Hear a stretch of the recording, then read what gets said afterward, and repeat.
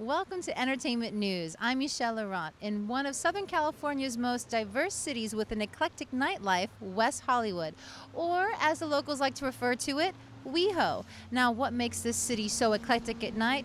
Well, you could walk up and down Santa Monica Boulevard and check out really hot men that look like Tarzan, but sound like Jane. But not to worry, if you go up north just a little bit to Sunset Boulevard, known as the Sunset Strip, you'll be able to stop by Miyagi's or the House of Blues, which, by the way, is going to be one of President Barack Obama's stop on September 26th.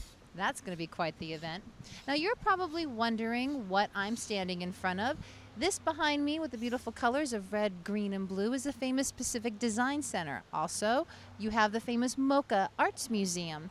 This is where you have a lot of movie premieres, screenings, and special events, and that's the famous water fountain that every year during Oscar season, Elton John hosts his famous Oscar party. They cover up the water fountain and it becomes a dance floor for all his guests.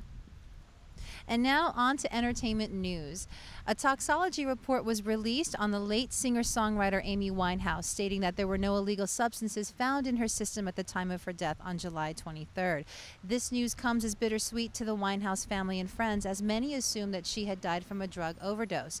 There was a heartfelt tribute given to Amy this past weekend over at the VMAs. Performances were given by Bruno Mars, among other celebrities, and other memorable performances were given by Beyonce as she announced her pregnancy, and Lady Gaga as she portrayed her infamous alter ego, Joe Calderone. She is now, speaking of Lady Gaga, going to be Simpsonized on The Simpsons.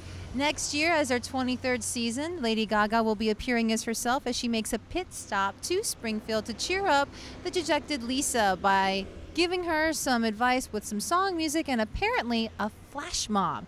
That'll be fun to see. And on to movie news. This week's top blockbuster hit is the heartfelt movie, The Help. It estimated over $20.5 million its opening weekend, which clobbered its competition, including Conan the Barbarian, which only estimated $10.5 million, barely beating the original debut of $9.6 million in 1982.